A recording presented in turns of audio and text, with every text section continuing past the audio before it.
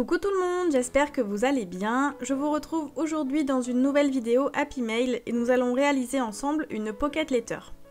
Pour cela, j'ai pris une pochette que j'ai achetée chez Cultura, je vous l'avais montré dans un précédent haul, ainsi qu'un ancien bloc de chez Action que j'aime vraiment beaucoup, aussi bien les coloris que les motifs me plaisent énormément. Donc j'ai choisi quelques papiers et je vais ensuite les découper, quelques petits morceaux de la taille de l'intérieur des pochettes afin de les glisser à l'intérieur pour pouvoir décorer ce Happy Mail. Comme vous voyez, pour la première petite découpe, je l'ai fait à vue d'œil et j'ai vérifié au fur et à mesure que la dimension rentre bien. Et une fois que j'ai trouvé les dimensions qui convenaient, j'ai découpé les autres en me fiant aux mesures que j'avais relevées précédemment. Là pour le coup j'étais vraiment très contente d'avoir mon mini massicot parce qu'en faisant des découpes comme ça à la suite les unes des autres et surtout toutes aux mêmes dimensions, c'est vraiment hyper pratique et je trouve que ça facilite vraiment la vie. Je n'ai fait que 8 découpes, c'est normal, vous verrez par la suite pourquoi. Et là je suis en train de faire des tests pour voir dans quel ordre je vais positionner les différents papiers avec les différents motifs parce que je ne voulais pas qu'il y ait deux motifs identiques côte à côte, donc j'ai fait plusieurs tests jusqu'à trouver la disposition qui me convienne. Je prends ensuite ma règle Roller Shutters, je vous en ai déjà parlé dans la vidéo Bullet Journal du mois de février.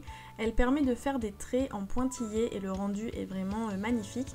En fait c'est un rendu parfait parce que les pointillés sont tous de la même taille et ils sont situés à une distance égale les uns des autres, donc ça fait quelque chose vraiment de très propre.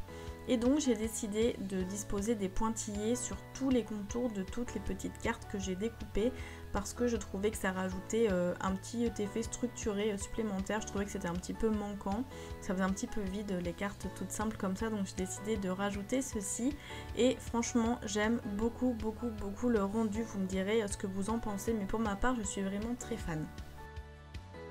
Je vais maintenant glisser toutes mes petites cartes dans la pochette pour voir un aperçu de l'effet et pour valider si je reste bien dans cet ordre là au niveau des cartes que j'avais choisies tout à l'heure. Je voulais voir vraiment le rendu dans la pochette pour me donner un petit peu une idée de l'ensemble. Donc je les glisse simplement à l'intérieur et on va voir ensemble ce que ça donne. La disposition est validée et je vais passer à la décoration. Pour commencer, j'utilise des morceaux de simili-cuir, c'était des lots qui étaient vendus chez Action, que j'ai découpés avec la silhouette et je vais les coller les uns aux autres pour fabriquer un nœud en 3D. J'utilise pour cela mon pistolet à colle, il est vraiment super bien, je l'avais mis sur ma wishlist de Noël et finalement le Papa Noël me l'a amené, du coup je suis vraiment trop contente parce qu'il est hyper pratique. Comme vous voyez, il est disposé sur un socle, ça permet d'avoir les mains libres, on a juste à appuyer en fait pour sortir la colle, pas besoin de le tenir et de le reposer à chaque fois. Et en plus de ça, on peut le sortir du socle pour l'utiliser comme un pistolet à colle sans fil.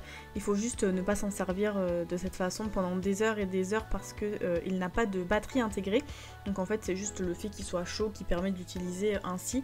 Il faut juste en fait s'en servir et le reposer ensuite sur le socle. Mais c'est vraiment super pratique et depuis que je l'ai ça m'a vraiment changé la vie.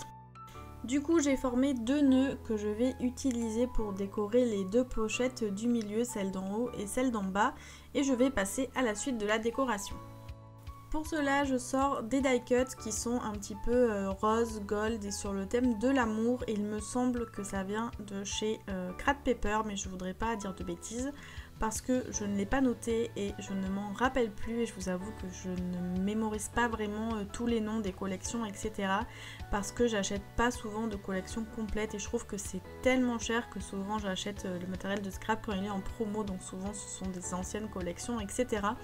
Si vous le savez, n'hésitez pas à le noter dans les commentaires, comme ça les personnes qui veulent connaître le nom de la collection pourront avoir l'information. Une fois que la disposition de tous les éléments me convient, je n'ai plus qu'à sortir les petites cartonnettes de chaque pochette et à coller les éléments directement dessus. Pour cela, j'utilise un roller de colle tout simple. Il n'y a pas besoin d'utiliser votre meilleure colle ou la colle la plus collante, la plus résistante, etc. Parce que comme les éléments vont ensuite être glissés dans les pochettes, ça va pas en fait se décoller, etc. Enfin, ça les maintient plutôt bien. Donc je vous conseille d'utiliser vraiment une colle assez basique. Ça sert à rien vraiment de liquider votre stock de votre colle préférée. Je procède donc ainsi pour toutes mes pochettes avant de passer à la suite.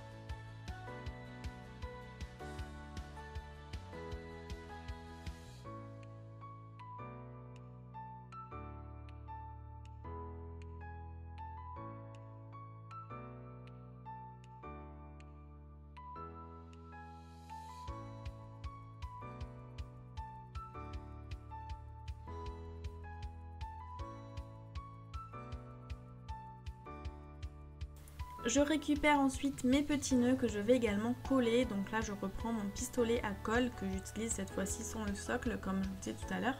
Et donc je vais simplement mettre un petit point de colle à l'arrière et je vais le coller directement par-dessus la pochette. Vous pouvez également le faire comme ça. J'aime bien pour les éléments qui sont en relief faire ainsi parce que comme ça ne déforme pas la pochette. Les die cuts, si je les ai collés à l'intérieur parce qu'ils sont tout plats et ça ne changera rien. Mais vraiment pour tous les éléments, que ce soit des stickers ou des éléments que vous créez vous-même qui sont en relief, je vous conseille de les coller par-dessus la pochette.